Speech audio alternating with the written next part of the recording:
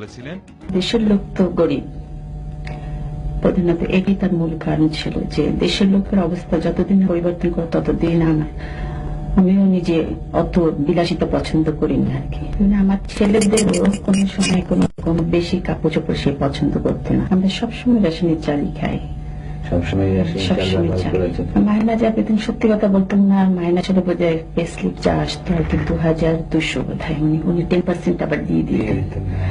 তো তার মধ্যে থেকে আমাকে সে 2000 টাকা দিত, ওর মধ্যেই আমার সংসার চালাতে হতো।